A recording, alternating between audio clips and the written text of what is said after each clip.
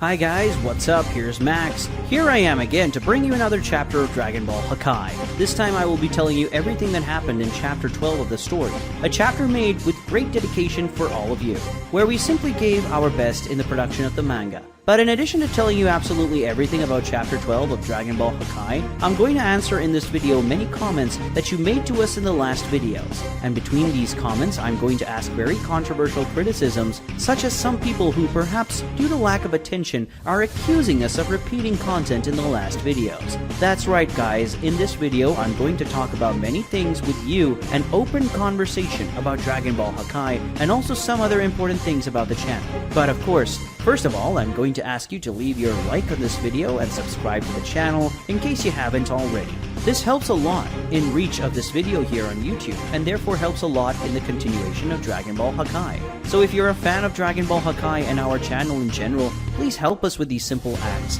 that only takes a few seconds of your life. Also, it's good to remember that all chapters of Dragon Ball Hakai are available on our website, dbhakai.com. That's where you can read all chapters of the story first. Pay us a visit there because there's a lot of content about Dragon Ball, and if you're a fan of the franchise, it's definitely worth it. That's all I had to say to let you know. Now, stay tuned as to Chapter 12 of Dragon Ball Hakai, and then we will be answering comments. Alright, stay connected to the channel, let's go to the video. Hakai.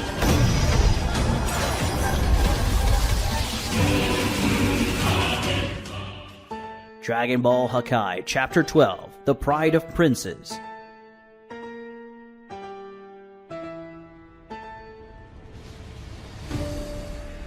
Universe 6, Planet Chameleon. In the center of the planet Chameleon, there's a big volcano, and inside that big volcano are Goku, Kiboru, and Lei, who start a journey to the bottom of that place, which according to the Book of the Universe is where Hiru's cocoon is, the primordial beast from Universe 6, which Goku needs to reach before the terrifying celestial mages. As he immerses himself in the huge volcano, Kiboru, followed by the other two novice gods, reminds them that they need to be aware of him at all times. The Supreme Kai's assistant reminds them that the place is a maze, that it was made precisely so that whoever enters it gets lost. If that happens, if one of them gets lost, it'll be very difficult for them to find each other again. Goku adds the line from Supreme Kai's assistant saying that from the moment he walked in there, he really felt that his ability to sense his ki and his sense of location were a little off. Goku even says that if he got lost in that place, he would probably need to destroy the walls to get out. Kiboru doesn't like the idea very much and reminds the god of destruction that if he shakes that place in any way, it's possible that the power of Hiru that is still contained within the cocoon will become unstable, and this could cause great catastrophes to the universe. Kiboru notices something and then he changes the direction of his flight, stops going down that tunnel and entering a side tunnel, surely remembering the correct way to get to the end of the maze, as he saw and memorized it in the Book of the Universe. While following her assistant, Lei, apparently bothered all by the difficulty to reach the primordial beast, questions the reason for all that. Instead of hiding Hiru's cocoon like that, wouldn't it be easier to leave him under the protection of the gods? That way the cocoon would always be under constant surveillance. Kiboru explains to his master and student that something like this has been done before. He explains that Planet Chameleon was not the first location where Hiru's cocoon was hidden. Originally, the cocoon of the primordial beast was hidden on a planet named Konatsu, and on that planet lived a race of very powerful mages. This planet was brought home to Universe 6's first god of destruction. Because of all this god thought that Hiru's cocoon would be safe here. As Kiboru says this, Goku remembers the day he became a god of destruction, when he saw 3 statues of the 3 gods of destruction that ruled Universe 6 before him. And among these 3 statues he recognizes this god that Kiboru is talking about. They finally see the light at the end of that tunnel, and they go towards that light. What they find now is a large wall with many holes. Surely each of them is an immense tunnel that leads to the various dead-end branches of this great maze. Seeing the many possibilities of their journey from that moment on go wrong, Goku and Lei are a little worried.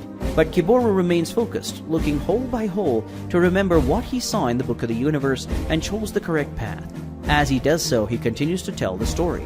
Kiboru tells that some of these mages from planet Konatsu, attracted by Hiru's power, let their hearts be dominated by the thirst for power, and then formed an evil cult and released the monster, followed by Goku and Lei. Kiboru analyzes one of the many tunnels as he continues the story. He explains that Hiru's release was a major catastrophe for the universe. First, the beast killed the cult mages it freed. Then it wiped out the people of Konatsu, and then it destroyed the planet. After examining the tunnel, Kiboru begins to fly through it, saying that after destroying planet Konatsu, Hiru began a terrible journey of destruction across the universe. And in a short time of freedom, the primordial beast caused unimaginable catastrophes. Finding a fork in the tunnel they were going through, Kiboru decides to go the left path while continuing to speak. The god of destruction confronted Hiru, but the beast was too powerful even for him, who was a very powerful destroyer who even survived the war against the celestial mages. But using a powerful sealing technique, he managed to contain the beast and insert it back into the cocoon. Guessing what comes next, Lei asks if that was when the beast was brought to this place they are. Kiboru confirms her hunch. He adds that the destroyer concluded that Hiru's power could bring corruption, and he could trust no one, be it god or mortal. At that moment, he asked the Supreme Kai of the time to create planet Chameleon, and kept Hiru's cocoon there, hidden from everyone. Curious, Goku asks what happened to this guy after all this. Kiboru says that it is not known for certain, but it is said that this god suffered a deep heartbreak over the fact that Hiru's release, who had done so much harm to the universe, was caused by the inhabitants of his home planet. Because of all this guilt and heartbreak, he decided to step down as god of destruction and disappeared. The three are now standing in front of a large tunnel as they continue to talk about it. Goku is a little surprised. Can a god of destruction step down so quickly and just disappear? Kiboru replies that by the rules, definitely not. Leaving the role in this way should certainly bring severe punishment. But the problem is that this god has not even been found to stand trial. It is theorized that he used the Super Dragon Balls to request that he never be found under any circumstances or anything like that. Lei praises the trickster god, saying he's a smart guy. As he starts to enter the tunnel, Kiboru seriously addresses Goku, warning that knowing this history is very important to him. This god of destruction they are mentioning is considered to be one of the most powerful destroyers of the first generation of gods, but he is certainly considered to be the most powerful in the history of Universe 6, but not even he was able to subdue Hiru's power. Kiboru further explains that the reason he told this story to Goku is so he doesn't rely too much on his own powers, and be very prudent while he's in this place, and especially while dealing with Hiru's cocoon. Goku listens attentively to the Elder God's advice with a serious expression that indicates he is understanding the whole situation well. After listening to Kiboru's sermons, Goku also jumps into the hole following the guide. Guys, I'm taking a little break from the chapter to comment on this part. This whole plot involving this first god of destruction of Universe 6 is a great reference to the last classic Dragon Ball Z movie, Wrath of the Dragon. This makes sense as this primordial beast named Hiru is clearly a reference to Hirudegra, the villain of that movie. Also, this god of destruction is clearly a reference to Tapion, one of the main characters in the movie. Additionally, there are many other references to the 13th Dragon Ball Z movie throughout this story, such as the evil wizards who freed Hiru being a connection to the evil wizards who freed Hirudegra. And the leader of that group of mages in Dragon Ball Hakai looks a lot like Hoi, who was a remnant of the group of mages and freed Hirudegra in the original movie, and he was also one of the main villains in that movie. In addition to all these references to the Dragon Ball Z movie, this part also gives us a few more details about the Dragon Ball Hakai story, and now we know a little more about what the rule of each god of destruction in Universe 6 is like. For example, we now know that Universe 6's first god of destruction participated in the war against the Celestial Mages, as did Paikon, who in this story was Universe 7's first destroyer. We also know that this god faced Hiru in the past and then disappeared. In Dragon Ball Hakai Special, The Story of Beerus, we saw a little more about Universe 6's second god of destruction, Garoga, who took over as the destroyer of this universe after this Tapion-like god disappeared. In Dragon Ball Super, we saw a bit of the government of Champa, who was the successor of Garoga. And now in Dragon Ball Hakai, we are seeing this beginning of Goku's rule. Well, I just wanted to comment a little on these details which may go unnoticed, but they are interesting connections to the Dragon Ball Hakai story, and also good references to Dragon Ball Z. I also explained that because maybe some new fans may not have understood this reference to the old movie since it's a 90s movie. But okay, now let's continue with the chapter.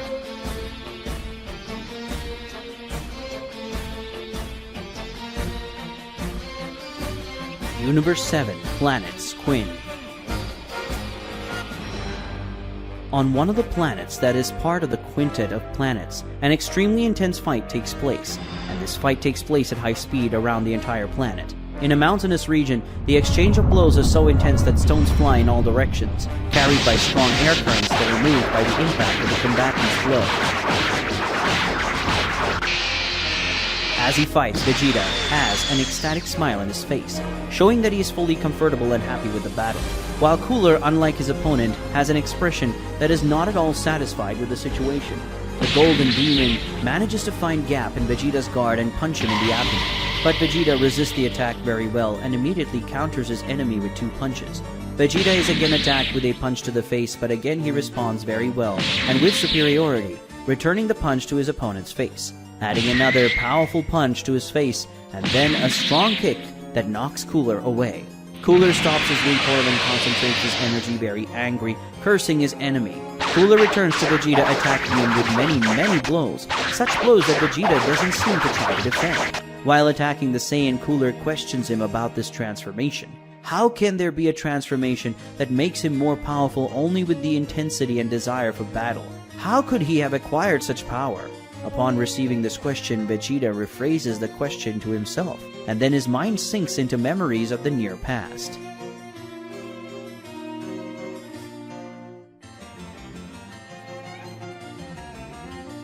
Vegeta says, "After Kakarot became a god of destruction, I saw my powers and his powers would grow further apart.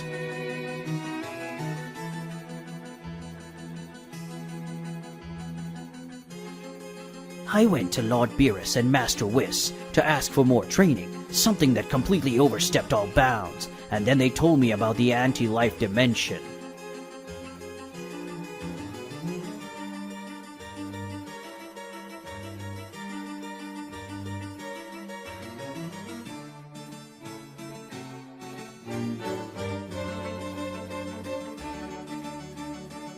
A dimension that functions as the antithesis of this universe is like a big dump.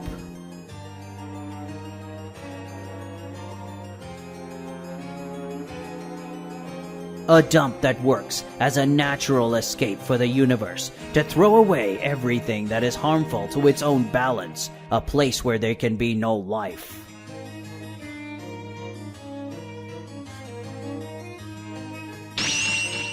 Heat, cold, everything there was extreme, and the weather changed from one moment to the next. At every moment, that dimension, as if it had a conscience of its own, was trying to kill me. Not that I was really conscious. It was just a place whose nature is to reject life, and my presence there went against the whole natural order of that reality. I spent 2 weeks there. 2 weeks without drinking anything, without eating, without sleep, and without a single minute of rest, all the while being tortured by that damn place. To make matters worse, the layer of oxygen that Whis had put on me was losing its functionality. I would suffocate to death.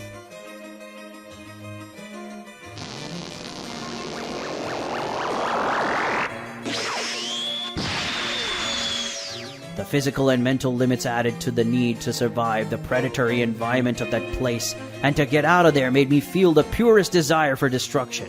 And at that moment,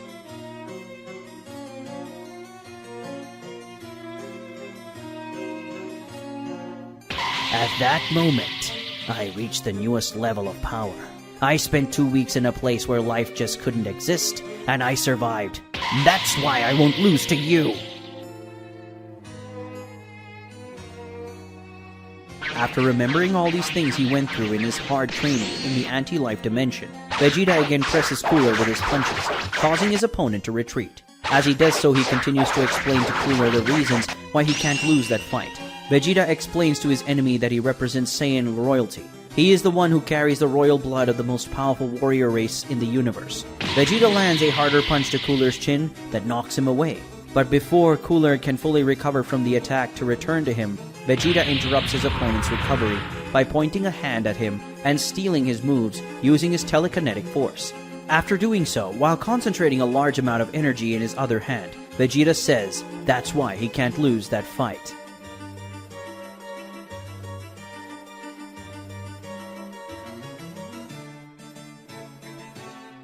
He can't miss that fight because he's the proud prince of Saiyans.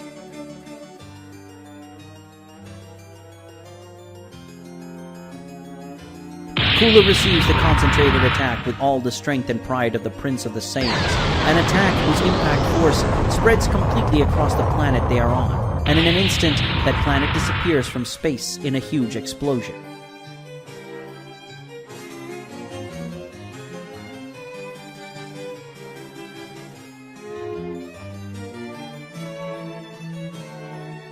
Not even the mighty Cooler's body could resist Vegeta's powerful punch with impunity, and while his chests are literally cracked by the prince's fist, the Golden Warrior lets his own blood escape through his mouth and hit his opponent's face. After leaving his blood on his enemy's face, Cooler falls.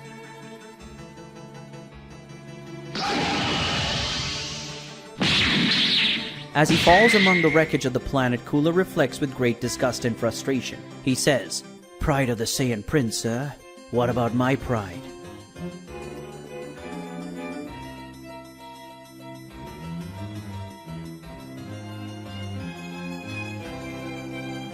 Cooler continues, "From before I was born, I was a prodigy of my race. My father looked forward to my birth, knowing that I would become extremely powerful one day.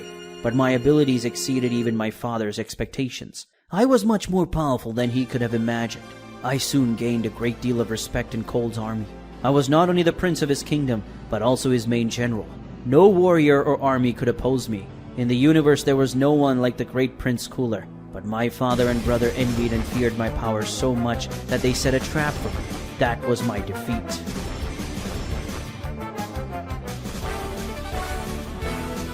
Now that I'm finally free after so long, what do I find? The glorious army I should rightfully rule in tatters? The universe, my rightful realm, full of beings superior to me. And even the damn Saiyans, so inferior, can now defeat me. Unforgivable. After his long fall, Cooler finally finds ground on a piece of the destroyed planet. Vegeta, floating above that spot, decides it's time to end that fight before the planet's oxygen residue is completely drained. Preparing his Hakai for a final blow, Vegeta decrees the end of Cooler.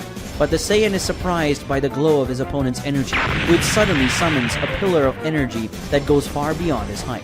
The pillar passes right through Vegeta, who needs to dodge to avoid being hit, and even after passing through him, the energy goes even higher.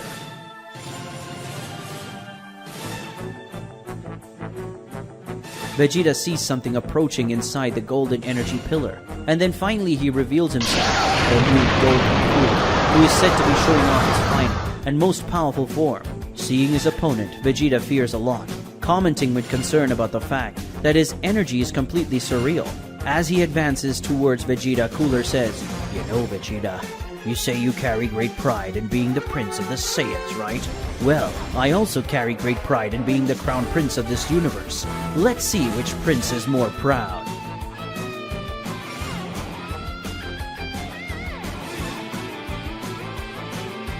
Cooler shows Vegeta his maximum power, and finally the fight between them will reach its peak of power. But it's not just Vegeta who has a big challenge ahead of him. Goku is getting closer and closer to meeting Hiru, the primordial beast of Universe 6, and this encounter could bring him many dangers. Will Vegeta be able to defeat the mighty Cooler? Will Goku be able to accomplish his goal? Find out in the next chapters of Dragon Ball Hakai. So guys, what did you think about this chapter? Well, I hope you enjoyed it, as we have produced this chapter with great dedication for all of you. Now the time has come for me to speak directly to you. The time when we will respond to the main components and even criticisms that you are making about Dragon Ball Hakai, and even the channel in general. This moment is very important for us because it is when we can speak directly to you, reading everything you write for us, even when it's critical. It's very satisfying because it means that our work has some meaning for you to the point that you care enough to comment. So I thank everyone who comments, even when they don't comment praise. But of course I have to leave a special thanks to all of you who make positive comments for us on each video. Reading these comments from you who like and praise the story gives us a lot of encouragement to continue this work, which is not easy at all. But okay, let's get to the answers then. First of all, a criticism that has been made in the last few videos that I honestly don't understand very well: repeated content. In the last videos, telling about the last chapters of Dragon Ball Hakai, we're being accused by some people in the comments of repeating content. But guys, this doesn't make sense. Since the beginning of the video, I always say the chapter that will be talked about in the respective video. And it's always a different chapter.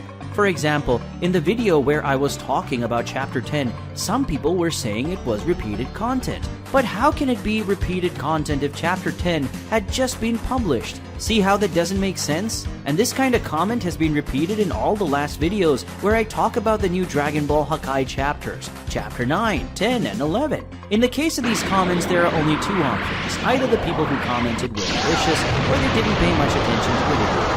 Of course, I'm always going to assume the best of you, and I'm going to believe the second option, that these people didn't pay much attention to the video. Well, for starters, at the beginning of each video, it says which Dragon Ball Hakai chapter I'm going to talk about in the video. So just by the video's introduction, I think it's possible to know that these are not repeated videos. And of course, it's completely clear that everything else in the video talking about the chapter and responding to the comments is brand new content. But I understand that there is one part of the video that may have confused some people, the summary. In all the recent videos telling the Dragon Ball Hakai chapters, we were giving you a summary with all the most important details of the story so far. The purpose of the summary was to be as complete and enlightening as possible, so it was not such a short summary. Obviously, in summary, we're talking about things that have already happened in the story. And if we're talking about something that has already happened, of course it's repetitive content in some way. There's no way we can change what already happened, right? So I believe that many of you may not have paid that much attention to the video. And when it came time to summarize the story, you may have thought the entire video was about old content, but it wasn't. Anyway, I think with all the summaries that we've already given in the videos talking about the last few chapters, you are already understanding the story a lot better. And because of that, in this video, we decided not to do a summary. In future videos, if comments from people lost in the story appear again, maybe we'll come back with summaries if we feel it's necessary. Anyway, we are trying hard to try to bring you a new chapter of Dragon Ball Hakai every week, because you asked for it so much. And in addition to bringing these new chapters, we try to interact with you as much as possible because we like that. All this results in videos of an average of 40 minutes, which are a lot of work to do. So it's really sad that we do all this work and get accused of repeating content. So I'd like to ask a favor for all of you who have been watching this video so far. When you see in the comments someone making this type of comment, please explain the situation. By doing this, you help us a lot. Well, I think this question is already well explained, right? Now, let's move on to your next question. This time, focusing more on the Dragon Ball Hakai story. The next question is a very important question. What is the difference between the versions of the Dragon Ball Hakai story? In one of our videos talking about the manga, we received a very confusing comment about Goku's storyline in the plot. That's because in that narrated version of the Dragon Ball Hakai story, Goku went with Pikkon after Frieza and Cooler to get Janemba's cocoon. But in the Dragon Ball Hakai manga, the story followed a completely different path. As you can see in these last chapters, we've explained this a few times here on the channel in old videos, but as we've already getting new audiences, it's normal for a lot of people to be confused about it. So I'll explain it again. Guys, here's the thing. Dragon Ball Hakai, in the beginning, wasn't meant to be a big Dragon Ball fan story. In the beginning, this story was created randomly for the pure and simple fun of a fan. But then this story just happened to get really big. And with that came the idea of making a more consistent story. The narrated version of Dragon Ball Hakai is this first story, the most primitive version which was created without many plans. But then we decided to create the manga, which is a much more detailed version, the final story. So to sum it up, let's say that the narrated story of Dragon Ball Hakai is the prototype of the story, something like a curiosity or a kind of historical archive, while the manga is the final version of the story. Among these versions, what should be taken as the main event is what happens in the Dragon Ball Hakai manga. And in this case, the narrated story serves only as a complement or an appetizer, if we can call it that. The next question is very interesting. When the gods of destruction are removed from the job and return to their mortal state, will they still have the power they had before becoming gods? And I'll take the opportunity to complement this question with another question that was asked. After he became immortal again in Dragon Ball Hakai Chapter 2, did Champa get weaker? These two questions involve the same subject, so I think it's cool to give them the same answer. Well, there are already some videos that I'm explaining to you the concept of the energy of destruction, which is very special type of energy that the gods of destruction receive in Dragon Ball Hakai at the moment they become gods. I've explained this concept a few times here on the channel, and anybody who's been following the latest videos has heard a lot about it. But to sum it up very quickly for those who haven't followed the last few videos, the energy of destruction is a very special type of energy that the gods of destruction receive in Dragon Ball Hakai, the moment they become gods. And that energy takes the form of a spiritual being within the host. In practice, it is as if every god of destruction has within him a spiritual being who is like a second source of power. This means that in Dragon Ball Hakai, every god of destruction has two sources of power, their own power and the power of the energy of destruction. Remembering this concept makes it a little easier to answer this question. In Chapter 2 of Dragon Ball Hakai, when Champa is removed from the role, his energy of destruction is taken from him. When that happens, he reverts back to being immortal. This means that from the moment he stopped being a god of destruction, Champa lost his spiritual being that lived inside him, which means he lost the second source of power. If he lost that extra source of power, he obviously has become weaker than he was just a moment ago. But has he become weaker than when he became a destroyer?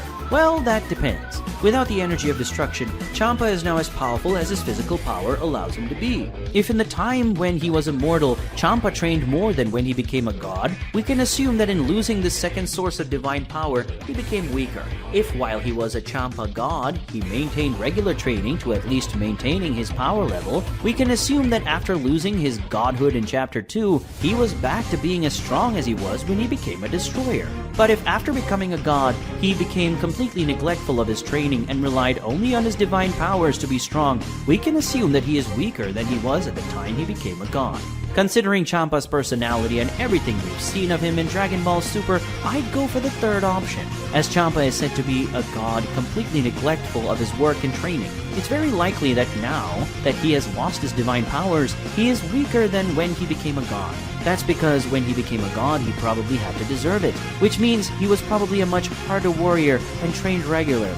In short, I think that the question of a destroyer being weaker or stronger than when he was immortal after losing his divinity depends on the destroyer himself. In Champa's case, as he probably decided to stop training and lived his life as a sedentary god, it is possible that he is weaker now, that he lost his divinity, than when he gained divinity. But assuming Goku lives for centuries or millennia as a god and then goes back to being immortal, he would definitely be much more powerful than when he became a god, as he would never stop training.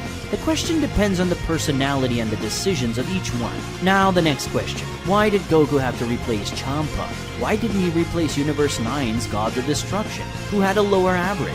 This question makes a lot of sense, as despite Champa being a fair below average god, he wasn't the worst among the gods when it came to the administration of the universe. In this matter, the worst among the gods was certainly Sidra, as Universe 9 had the lowest average among the universes, which means that Universe 9's God of Destruction was the worst among them. Then comes the question, why did Goku have to replace Champa instead of Sidra? Why did Champa lose his job instead of the worst among the gods? The answer to this is that the universe average was not the only criterion used for Champa's replacement. In Chapter 2 of Dragon Ball Hakai, while explaining the reasons for Champa's replacement, Daishinkan explains that in addition to Universe 6 having a bad average, Champa made other mistakes. And among those mistakes was, for example, the fact that he entered another universe without permission to take the Super Dragon Balls. That is, Champa was not only replaced for having a low average and being a lazy god, but also for being a transgressor of divine rules. There was also another reason for Champa's replacement happening at that time,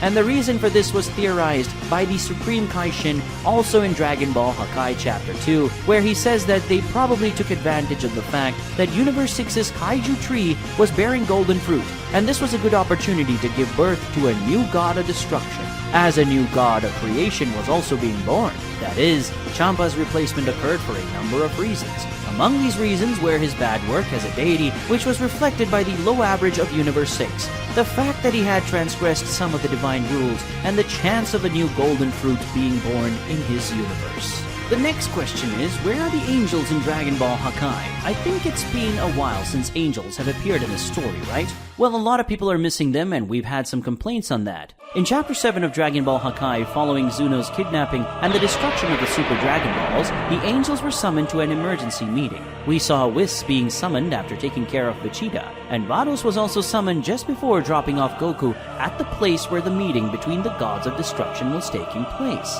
The meeting between the angels was called to talk specifically about this whole situation involving the celestial mages, as during Pycon's meeting with the gods we found out that before talking to the destroyers, he went to the other authorities to warn about the situation. That is, in the same way that Pycon was explaining the whole mess to the gods of destruction and instructing them on how to act, Daishinkan has also summoned the angels to a meeting, where he will do the same thing. In Chapter 8, when Goku returned to his planet looking for Vados to help him find Hiru's cocoon, she wasn't there. Meanwhile, in Universe 7, when Beerus and Pycon arrived on Beerus' planet, they didn't find Whis either. So we can conclude that the angels are still in this meeting with the Grand Priest, where they will decide how they should act in this whole situation. How long this meeting will take, we don't know yet, but it's important to remember that all the events from Dragon Ball Hakai Chapter 7 so far are happening in a short period of time. From the moment Pycon interrupted the gathering of the gods of destruction, for this Chapter 12, for example, it's surely only been a few hours. The next question also has to do with angels. Are celestial mages more powerful than angels? I find it very unlikely that celestial mages are more powerful than angels. What we do know for sure is that these mages are on average more powerful than the gods of destruction. But this difference in power isn't entirely absurd. For example, Tyra, the great mage warrior, was able to subdue Likir, and Likir himself admitted that the difference in power between them was great.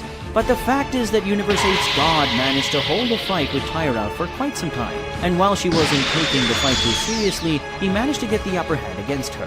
When Tyra began to use more of her magical powers and tricks, Likir was at a complete disadvantage, but he was still able to withstand some of her attacks. And Likir still wasn't using all the power he could use, as he was fighting with his natural power, not using the power of his energy of destruction, the spirit being that lives within him. Another example of confrontation that we had was Beerus' brief combat against Taron on Earth. In that fight, Taron didn't even try to take the fight forward, since according to him, it was not the time to face a god like Beerus. If it was really easy for him to defeat Beerus at that moment, he certainly would have done it. This means that either Taron was inferior to Beerus, or at the very least he would have a hard time in the fight. With these clues, I think we can conclude that the celestial mages are on average reasonably more powerful than the gods of destruction. But this difference can be big or small, comparing each destroyer and each mage. Since the gods of destruction and the celestial mages do not have a single level of power, they are those who are weakest and strongest in the group.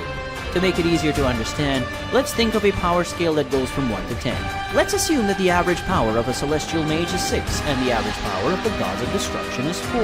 Although the average power of a celestial mage is 6, there may be a below-average mage who has a power level of 5, for example. And even though the average destroyer's power is 4, there can be an above-average destroyer that has 7.